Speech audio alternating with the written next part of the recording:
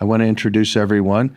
Thomas Kern, Benish Law, who's probably one of the most genuine, down-to-earth, bright attorneys I've worked with over the years. Then we have Slate Camp, Lighthouse Foods. Slate is the Director of Logistics and Transportation, Lighthouse. Then we have Pat Musser, HP Hood, Director of Logistics Operations, Warehouse Food and Beverage. Welcome back, Pat. It's been a while. And our newest guest, not last, not least, Jim Jefferson, Supervisor Compliance and Regulatory from OOIDA. Wow, that's a mess when you have double brokering involved. I don't know that those situations ever come out great. I mean, I think the primary broker is usually where a lot of liability is, correct? Right. I was going to say, Jim talked about fraud, right? Would wonder if we'll start seeing fraud against if somebody hears that a carrier is gone or a broker's gone out of business, and all of a sudden then they're trying to get some information on what the book of business was about and then introduce fraudulent bills not being paid from a fraud perspective. Yeah, absolutely. I mean, that's a main source of cybercrime, right? Is fake and from a diligence standpoint, I mean, it's kind of everything, right? Nobody's perfect, but just keeping an eye on what's been paid, what hasn't, looking for discrepancies in the person you're used to dealing with. It's their things that are just off a little bit in a signature block, various things like that, because you will have, I mean, I've seen it happen personally in my practice a bunch of times where someone has paid in different industries, not just transportation, where someone pays a fraudulent invoice. And that's tough. And I don't think you get a tax break when you do that either. I actually don't think you do. I'd have to look at that, but it's tough. So I think the real questions here is I'm gonna look for some support here from you guys.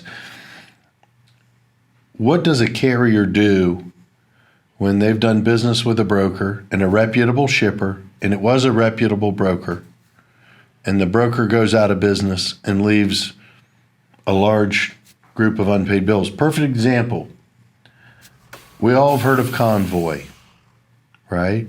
We've heard of Convoy. They were the digital app brokerage that closed down in October on the 19th, for example, of last year, 2023. I saw earlier, a week or two ago, that Flexport had bought Convoy's systems. So they acquired Convoy's technology systems, only assets, none of the debts. But Convoy hasn't filed bankruptcy as of yet, but they've closed their doors. They're not operating. There are thousands of dollars on FreightWaves, they mentioned, thousands of dollars of unpaid freight bills to carriers from Convoy. So where do those carriers go to be made whole? We know they're going to go to the shipper. So Thomas, what liability is there for the shipper to have to pay the freight bill twice in those situations? And also, what is the legal perspective on this? Right. So in a situation like this, perhaps we look at, obviously from a carrier's perspective, you do kind of go after everybody, right? I mean, you're forced to. So obviously you go after Convoy, but you look to the consignee and you look to the shipper or consignor as well. And you can get into, and then from a, consignor, consignee situation, whoever the shipper is and then whoever the other is, you sort of might point fingers at each other as well. In that, the bill of lading itself, if there's no contractual privity between the carrier and the ultimate shipper, right, there's not a contract that kind of dictates this. in this situation. If there is, then, obviously you look to the contract. It's probably not the case in what you're describing. Correct. If there's not, then you look to the bill of lading, which becomes your contract. You look to Section 7, and if you're the consignee, because at that point, from the carrier's perspective, the consignor and consignee, meaning the person moving the goods and the person receiving the goods, or entity receiving the goods, are all jointly and severally liable from their perspective, until they start to shift blame to one another. At which point, Section 7 of the bill of lading can become very important. It's not completely dispositive all the time, but it's a very strong factor in getting things resolved. So if you're the consignee and you've checked prepaid, then you would say liability shifts to the consignor, or the person moving the good, right? Yep, the shipper. If they are indeed we'll just call them the shipper. And if you are the shipper, you want to have checked the box on Section 7, the non-recourse box saying freight collect. And then that means as the carrier, we're supposed to collect from the consignee, which means the person receiving the goods. So that's kind of how that volleys back and forth. Now, everyone has a different bill of lading. Well, not everyone, but there's a lot of different bills of lading with a lot of different stuff. And so you may be in a situation where, if you are a shipper, that you want to make sure you're using your bills of lading on these situations, and that you have, just kind of printed out all of them that say collect here as you want to check that box, collect, print it that way maybe. And if you're the consignee, you want it the other way. You want to use your bill of lading, I've checked the box that says prepaid. So it falls back to the other. Well, but let's back up there. If you're shipping it prepaid, you have to mark your bill of lading prepaid. If you're sending it delivered, you're hiring the carrier and you're arranging the transportation, and it's prepaid on your bill of lading, you can't put collect on there, because the consignee is not responsible for the freight. Right. And in that situation, a lot of these times, though, this doesn't get resolved, or this isn't worked out. So if you are the shipper and you have prepaid it, you'll want to put prepaid. But if you're the consignee, that's the right thing to do, right, generally. But in a liability situation, the courts will look to these things, and they will look to see if the box has been checked prepaid or if the box has been checked collect. And the relationship between the shipper and the consignee may be such that they may have a separate agreement where the person receiving the goods has a contract on the purchase of these goods outside of all this, right? Outside of transportation, that says, hey, we're not paying for freight charges. They're always going to fall to you. So if you can have those types of things in place ahead of time, that's even better. So let's play this out, because that makes perfect sense. Let's say I'm Pat's company and I send a shipment through a broker, and the broker goes out of business, and I find out they haven't paid carriers for months, right? And the carriers are coming back to me to get paid. If I blow them off, they can go to the consignee and cause me problems there with my customer and try and collect to them and drag them into it. Correct. Which I don't think any shipper wants, especially if it's prepaid freight.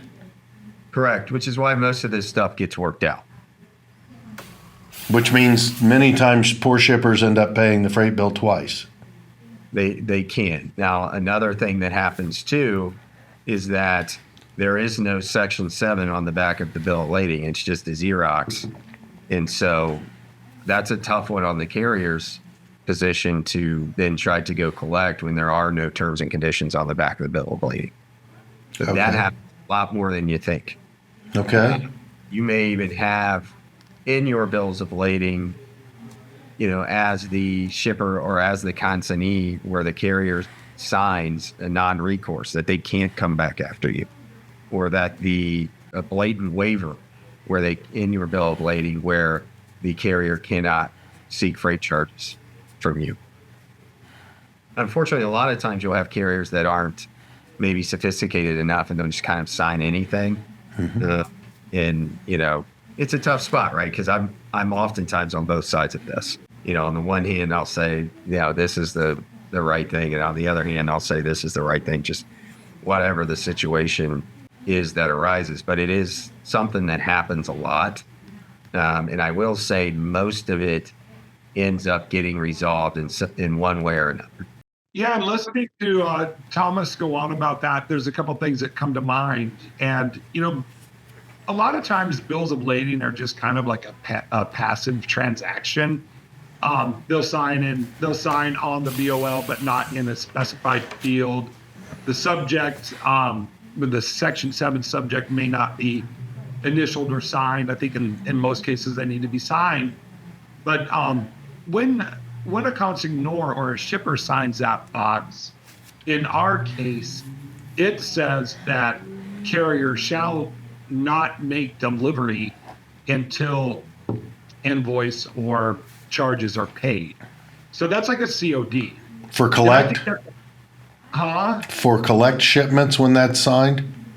Well, for us it's like this. It's either prepaid, we haul it, or arrange transportation on it, or customer pickup, which is not unusual. I don't know about Pat's situation as a major manufacturer, if they'll let customers do their own pickups.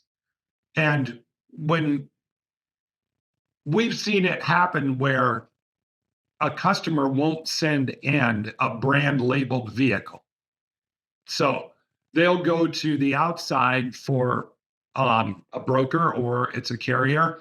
And for some reason, maybe maybe the truck was late. Whatever reason they come up with to not pay the bill has a tendency, can end up back in our wheelhouse, and questions about who's responsible for payment then land on us. When it does, we do the best we can. And I've seen a couple of them settled and I've seen a couple of them refused in my career. As an organization that has a private fleet, when we don't have freight of our own to pick up from wherever we were distributing our own products, we turn into a commercial carrier, and we are very conscious about the signing of the bill of lading. And unfortunately, over the 20 years that I've been here, we've had a few, and every one of them was a broker load that we took off one of the major boards that we didn't get paid on. And our recourse was to a shipper, and we never succeeded. So you might ask yourself, well, why are you paying it when nobody else will? But we've never had any success being paid by the shipper when we're acting as a commercial carrier for what we call backhaul freight. Continue watching on the next episode of the Stay in Your Lane podcast.